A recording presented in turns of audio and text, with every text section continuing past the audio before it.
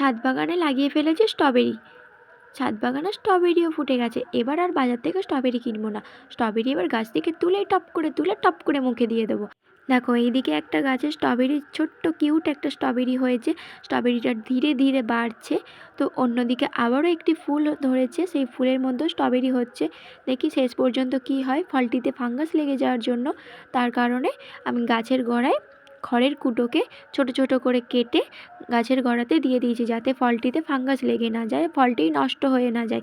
গাছের প্রথম ফল খেতে তো হবে, ট্রাই তো করবোই। আমি কোনোদিনও স্ট্রবেরি খাইনি। তোমরা কে কে স্ট্রবেরি খেয়েছো আমাকে কমেন্ট করে জানিও। স্ট্রবেরি কেমন খেতে হয় আমি তাও জানি না।